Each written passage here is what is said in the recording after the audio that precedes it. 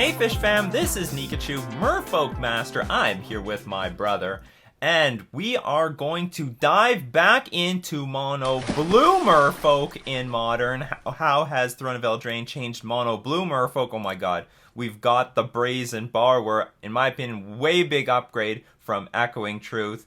And it's a fairy that can play around Plague Engineer. If you want to know how Mono Blue has evolved through Throne of Eldraine, don't forget to like, share, comment, and subscribe to the channel. Before we get into our deck tech, we are going to thank our sponsors, starting with themanabase.com. And the Manabase is now giving a box of Throne of Eldraine away. If you want to be eligible for that box, go check out Jason Paturika's article about it on themanabase.com. Your home base for everything Magic the Gathering. And the MTG Mastermind. The Mastermind coaching program help you find the best draft strategies. Are you going 0-3 in your drafts at FNM? Are you going 1-2? Do you want to know how you can competently draft? Outplay them, outsmart your opponents with the best strategies. You're going to want to learn from those on the MTG Mastermind. And lastly, Card Hoarder, your online digital service for Magic cards that allows me to brazenly borrow cards like Brazen Borrower. And I've got new patrons supporting me on Patreon. Actually, we've got tons of new patrons joining the big wave of patrons supporting Modern Merfolk and Modern Merfolk content. So I would like to thank, by starting off, thanking Eric Westland, who raised his pledge on Patreon. We're going to thank Frederick Destraz, who also raised their pledge on Patreon. And also Daniel J. Haynes, who raised their pledge on Patreon. We're going to thank new patron Juan Pablo Quinzacara. We're going to thank new patron Kai Rogers. We're going to thank Chris S. We're going to thank Andrew. I'm going to give a thank to Michael Fisher, who raised their pledge on Patreon. I'd like to thank Cody Hope, who also raised their pledge on Patreon. Also, we're going to thank new patron Ozana. We're going to thank Leonardo Cinquera. And lastly, we're going to thank Justin Buchamp. Thank you all so much for your support on Patreon. So, I'm sure there's a lot of people who are really hyped about Simic Merfolk now that Oko is proving to be like super busted. It's like taking over Standard, showing a lot of play in Modern, Legacy, and even Vintage. But we're going to, and we're going to have Simic Merfolk on this channel. But let's go back to Mono Blue. For those who don't have the money to upgrade to Simic, people are still paying off their debts from buying Force of Negations. They don't have enough to like go all in on the Waterlogged Groves and the fetch lands and the rest of the mana base and Oko. But there is a strategic component to going Mono Blue. Mono Blue doesn't take nearly as much damage from their lands, and that is where you want to be in a burn-heavy metagame, or even a Mono-Red Prowess-heavy metagame. And Burn is one of the Tier 1 decks right now. Like it is. So I am certain that there's a lot of metagames out there where they have got, the field is very burn-heavy. This is the most optimal deck for you.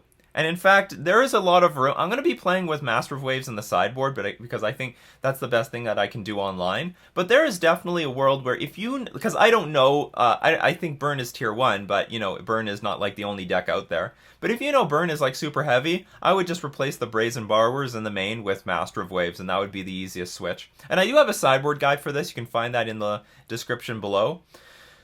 If you want to know how to pilot this thing at your next FNM or competitive event. So Master of Waves still good thanks to Burn being like top tier. And when Burn is like one of the best decks, I mean, Mono Blue is a really... there's a real strong pull to be playing this list because you're going to crush Burn. One of the great aspects about Mono Blue Merfolk was that you just beat up Burn, you just slapped it around easily. It's like a 80%, 90% win rate. Like we have that sort of matchup against them thanks to having Spreading Seas on the play. They can't do crap about this. I mean, if they're lucky to have Path to Exile, well, good, that's great. But otherwise, Master of Waves will take over the game. I wouldn't say Force Negation is great against them, but this combined with Deprive, combined with like Chalice of the Void, we have enough counter magic to just completely crush them. So Yeah, if you have a burn heavy metagame, mono blue is the way to go because Simic Merfolk just takes way too much damage from the lands. Way too much damage. And there is, yeah, between the Waterlogged Groves and the fetch lands and Breeding Pool, the shock lands, they just take way too much damage to have a significant edge against burn. And certainly Oko is evening it out a lot more, but you're still vulnerable in those first 3 turns. You know, you really need to untap with your Oko and make something really happen with it. Otherwise, you might be dead by turn 4. So anyway, if you're in a burn heavy metagame, mono blue definitely is one of the real reasons to go in this deck. What else can we say about the sideboard? So Chalice of the Void, a lot of people ask me, Nikachu, I can't afford Chalice of the Void. What else can I play? Just play more Deprives, for sure. Just play 2 more Deprives, and then 1 of anything else. You can play, like, Dismember, you can play Tidebinder Mage. You can even maybe play an extra Ceremonious Rejection. You could go down to Ceremonious Rejection, play 2 Dismembers, 2 Tidebinder Mages, 2 of anything that you want. Maybe an extra Grafdigger's Cage. Again, you see me playing the Grafdigger's Cage here, because we're going to play against Neoform, I guarantee you. Like, isn't it like 1 in 5 matches we play against Neoform? Just about. When was a week where we don't play against Neoform? We're playing against Neoform relentlessly. And that's why I got the Grafdigger's Cage. Because you don't have the Grafdigger's Cage, and then you're just depending on Force Negation. I don't know if that's enough. I really don't think that's enough. And that's also another reason I'm playing Chalice of the Void. But you see in the games, Chalice is being brought in a lot and to really good effect. But anyway, that's my ramblings. Something to say about the mana base. A lot of people have been asking me about that land, the castle. If we have 3 other islands, it comes into play untapped. You get to put an instant from your graveyard back on top of your library. I don't think we're playing with enough instants to make it worthwhile, like at all. So I don't want to play. And mostly that card is just going to come into play tapped. Like it only comes into play untapped as your 4th land drop, and that's not what I want to happen. I think there's more risk to that card than I would like. So yeah, that's about all I have to say about that. 1 Cavern of Souls, because there's still counter spells out there. People like to play counter spells. I think it's free to play this land, so that's why I'm playing it. With that, alright, I think that's all I have to say about the deck. Let's get into our league. We lost the die roll, but this hand's great. This hand's great on the draw. We've got Aether Vial to speed ourselves up. We have Spreading Seas to slow them down. Spreading Seas with Vial is a good combination. Our opponent mulliganed. That's good. Unless they mulligan again, then it's like it's Neoform. And I'm not prepared for that. Yeah, Neoform can come out of anywhere. 1 to 5. There was a banning. Actually, I'm recording this before the banning and restricted announcement. For all I know, Neoform gets banned on that Monday. It's looking more like Neoform. Or Dredge. Or they just had really bad hands. Oh, actually, Tron is a reasonable possibility. This hand is actually pretty good against Tron. Between the Spreading Seas and the Lords. That's fine.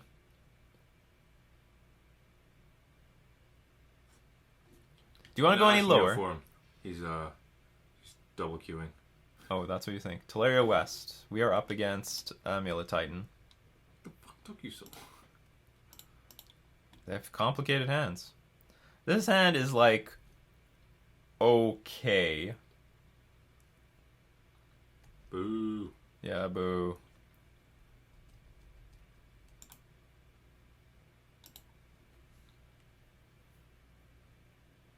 Great, we were on the draw. Well, okay, so hopefully they do not have what can I say? Hopefully they have no payoff card, like no Titan, no Summoner's Pact. So they've got a very good situation here. Oh god. There's some potential like turn 3 kills involving this. So they have a lot of mana next turn.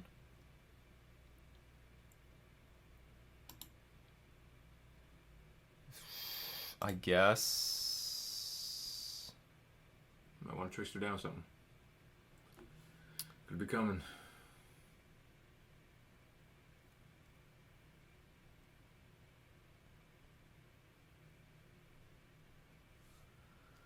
But if anything comes, I'm dead. I think I have to play this first. Like if they play a Titan, I'm lost. Even if I Trickster it. I'm just way too far behind. I need to use this Trickster as like a tempo card later when they have a Titan. I have to hope that they just have no means of getting a Titan in play right now. And that's that. I just have to hope that they have no way of getting a Titan. They have a hand just of fluff. Pocket lint. Yeah, pocket lint. Okay, looks like they have nothing. Or maybe they're setting it up for next turn. Well, they got Veil Summer. Ooh. The Borrower. I can tell Titan can go fuck itself.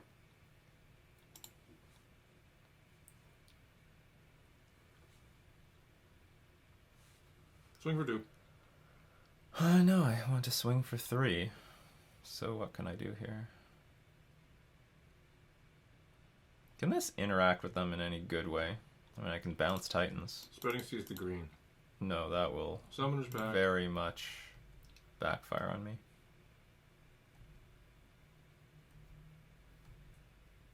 And I'll play Trickster at end of turn if nothing happens. Just to put the clock on the board.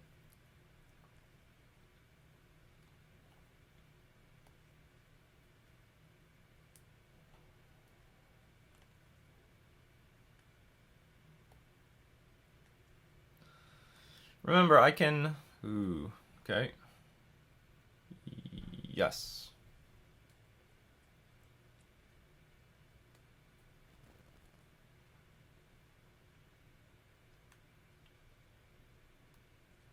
I wonder if there's going to be a world where they get to add 4 mana. I wonder if there's going to be a world where I can Spreading Seas something and then they like Summoners because they have to pay for the Summoners pack next turn. I wonder what they're going to get with their Titan because they're not going to be allowed to attack with it because I am going to Trickster it.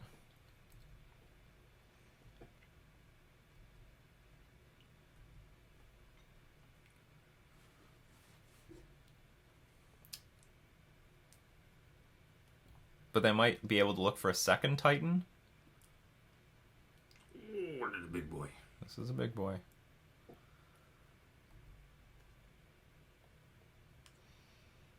I'm a lot less clear what the lines are available to them when they have 2 amulets out because usually I'm just lost whenever I get into this situation. Okay, so they are going to try to give it haste. Okay, we might win this. Because they don't have any more land drops for the turn.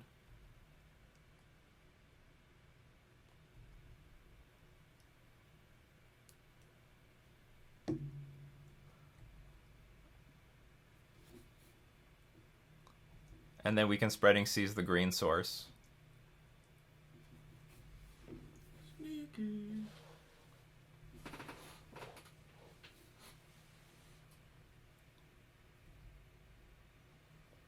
I love it when a plan comes together. Yeah, love it when a good plan comes together.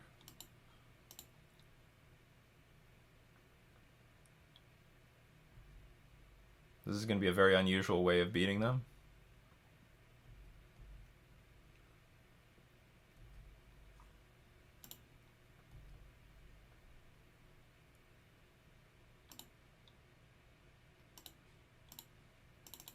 Alright. Good luck paying for this. They conceded. We don't even need to attack. Don't even need to attack. Alright. So we got maybe a lucky win in game 1. Can't remember what am I doing against Amulet Titan? For sure bringing in some chalices to throw on 0.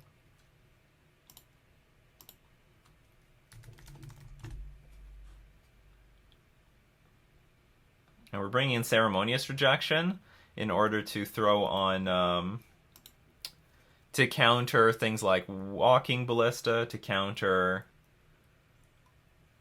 Walking Ballista, we're countering Engineered Explosives. Like, these are the cards that are going to come and kill us.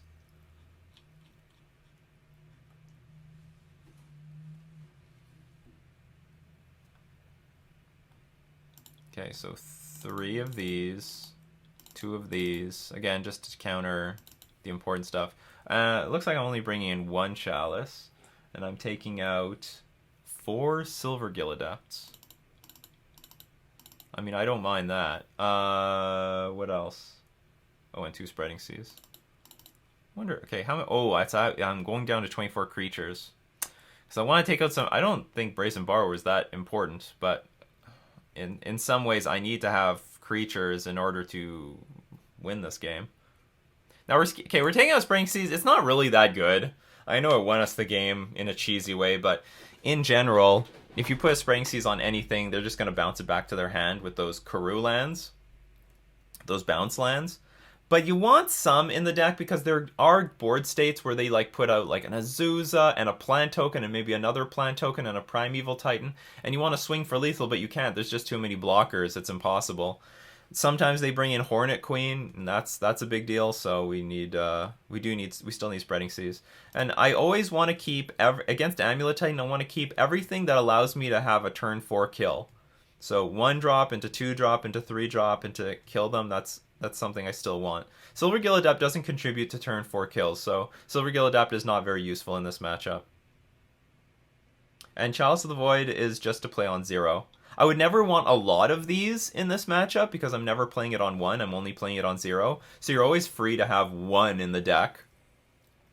And if you just randomly draw it, you play it on 0 to prevent Summoner's Pact, and sometimes Pact of Negation.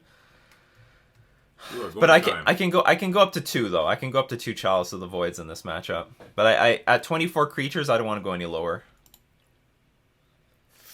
This hand's not very good.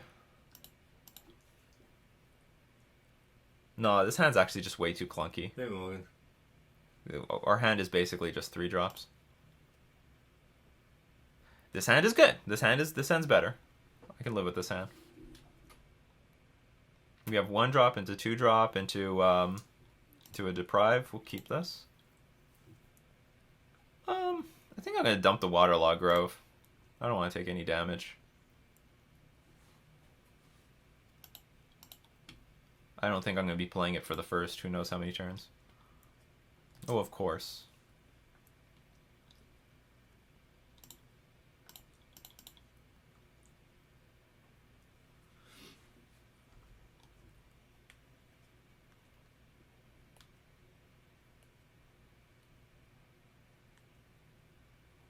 No cavern.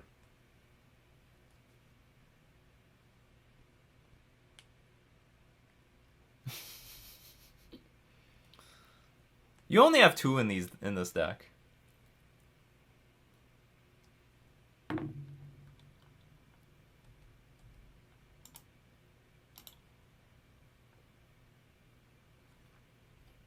So they get to play Azusa or something this turn. Oh my god, are they gonna demonstrate the turn 2 kill? If they got a Titan in hand, we lose. We're gonna get turn 2'd. And we just had that interview with the Amulet Master. He says this is like 1 in 1,000 of happening. It must be our lucky day. Well, let's see what's happening. If they play the Titan, I'm guessing we lose. You can do whatever you want.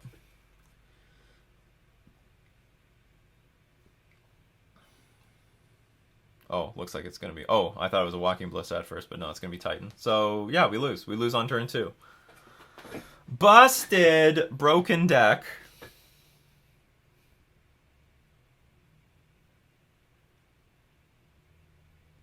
There's, like, nothing we can do about this.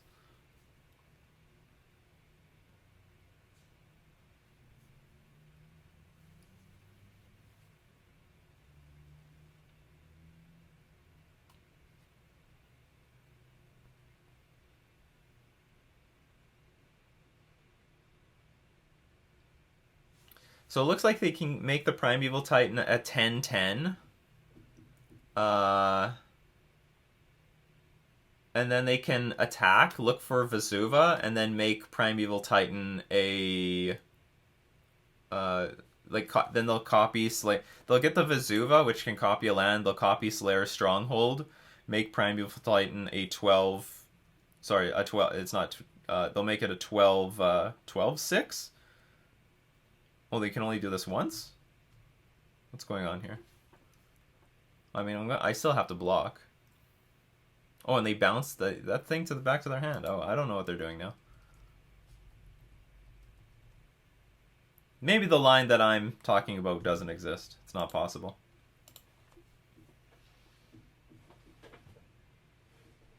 But this is basic. This is basically a turn 2 kill. What are you gonna do? I'm gonna resign. That's what I'm gonna do. It's interesting what they're doing. Like they didn't look for. Like these are very strange lands to get at the end. They didn't even look for double strike. Did they have it in their hand already or something? Did they screw up?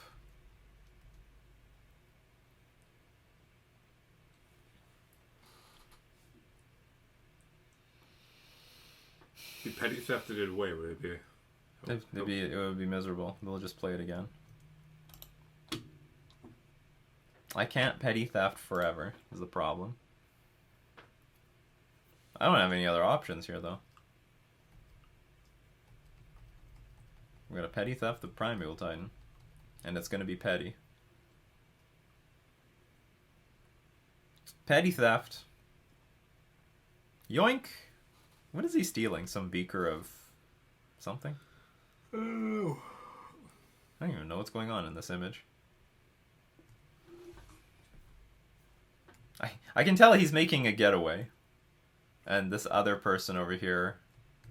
Ugh, it's changing it. But there's like a little man running. He has no chance. Yes. That resolves.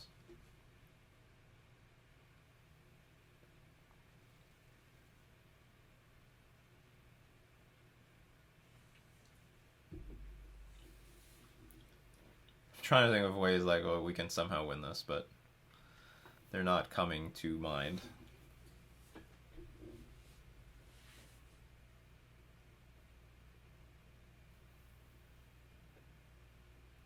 Hopefully our opponent does not look for green mana in their deck. We bounce this Primeval Titan.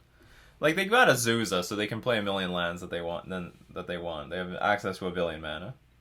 I think what it is, we're up against an inexperienced Amulet player, because I think I should be like stone dead. I think I should have lost on turn 2. I don't understand what they were missing. They didn't even go to get Teleria West with their Primeval Titan. They just got more of these lands, which is not necessary. I'm wondering, did my line work where they could like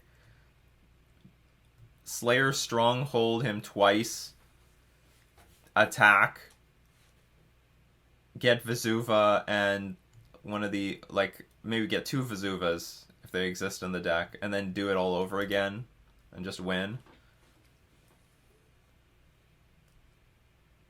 I have no idea. I don't have a clue. Well, if you know you're lost, just because you can move on. They played Summoner's Pack, so there's some chance that if they return, because they're bringing these like Boros Garrison cards into play, maybe there's a chance where they return too many green sources back to their hand.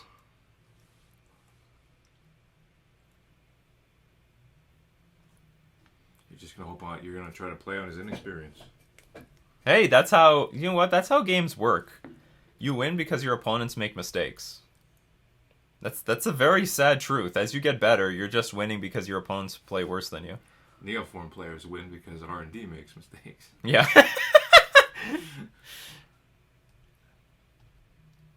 Oops, we're letting them attack. Sounds to be petty.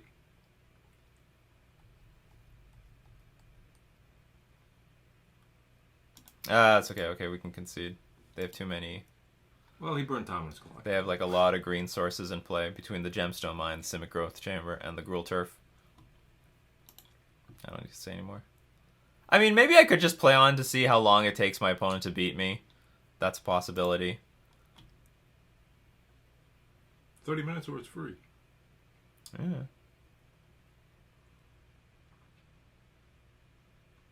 I wonder if on the draw having spreading, it's not important to have spreading seas. Well, no, maybe we should just play without an extra Chalice of the Void over a Spreading Seas. We'll have one.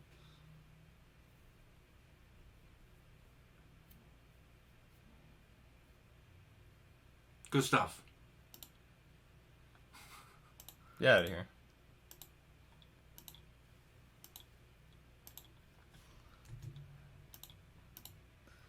I would love to play first.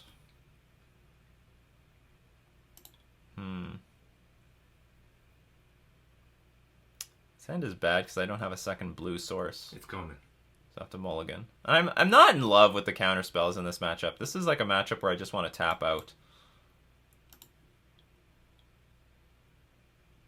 Okay, we can keep this. This is also sort of a bad hand.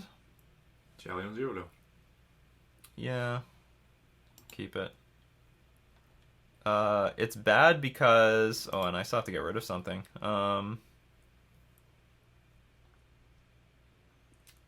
Go with Brazen Borrower. I'm very far from actually casting it.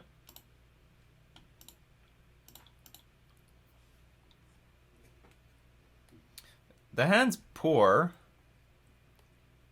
Or maybe the correct thing was to get rid of Force and Negation. It's on their turn, so they can do this.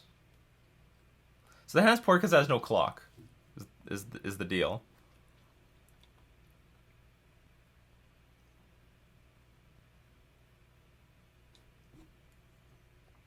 A Blast Zone in their hand. That's not good news. You could say no. Yeah, I know. It's the whole crux of the deck right here. Goodbye, Benthic Biomancer. You know what, let's just do this because the Benthic Biomaster is going to get blown up by the Blast Zone. I think. Man, we lost a lot of resources here. You can pitch it to Benny. who you just dumped.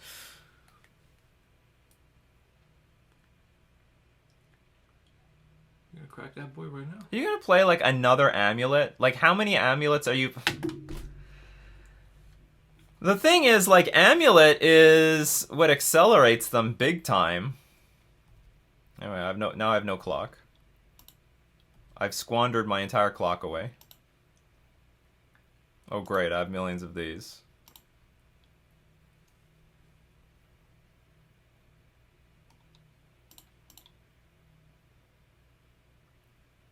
Play the second vial. If they want to play their Blast Zone, then it's going to... Actually, do you know what? They don't want to blow a Blast Zone on one now, because now it hits their Amulet. Protection. Anyway, we are losing horribly here, because I have no means of winning the game. No weens. We need to top deck a Lord to have a chance. And until then, we have no chance. Chalice on 0 hopefully will do a lot of work here, because now it will force them to actually top deck a Primeval Titan, or draw a Primeval Titan.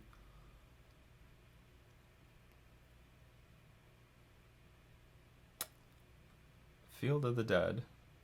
Oh god, that's not good because now that means I need to... So I'm going to Trickster the Azusa right now so that they can't play extra lands this turn. They might have one extra land drop from here. If you can get this thing on 1, how bad would that be for him? Not bad. It would not matter. Keep this on 2. Could use that Benthic Biomancer. I don't know. I think we're very unlucky that our opponent had double Amulet in like almost all the games. No, in all the games. They had double Amulet in every game.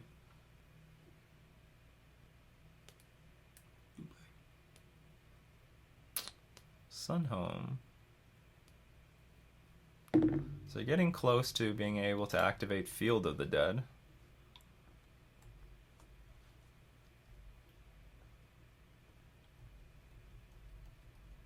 Or maybe it's not going to matter. They're just going to hard cast a Primeval Titan.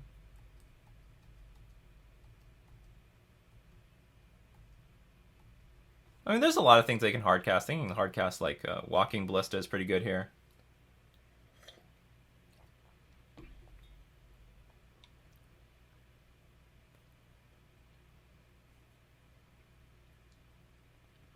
Are you just fiddling around for fun? Okay, you actually have Primeval Titan.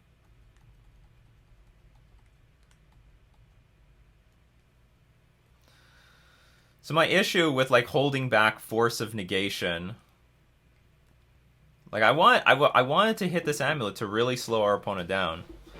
Is that another amulet? I had another. Well, I mean, it doesn't slow them down that much, because they can still play Azusa and get the Titan in play by like turn 4, but it wouldn't get like a turn 3 Titan.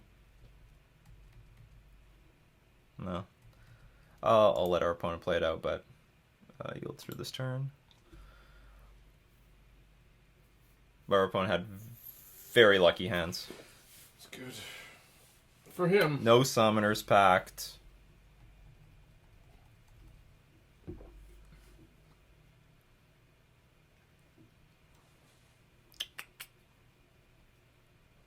Although one thing I could say is our hand wasn't that good in this game, but I didn't want to mulligan down to 5. I didn't think that was worth it. I thought that was like a death sentence. And something maybe I don't like is, maybe Brazen Bar was just worth a lot less than Silver Gill Adept in this matchup. Because it's 3 mana, it flies. I don't know about it. Now we have to deal with these stupid zombies.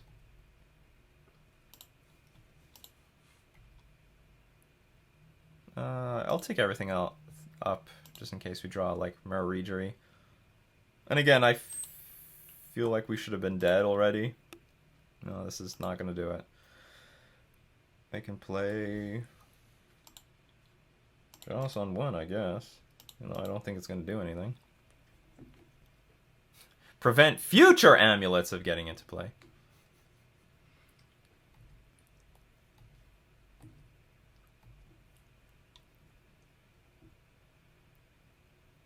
The issue is I can never deal with this this Primeval Titan for the rest of forever. I can tap it down, but it's not very meaningful. So what do I want? I want my K Spreading Seas. I need my K Spreading Seas to hit Field of the Dead, and then hit like Lord of Atlantis, and then hope I don't die, but that's very unrealistic.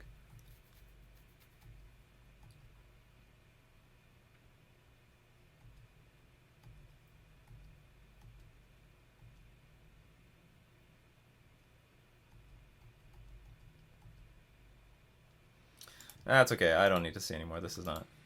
It's not meaningful.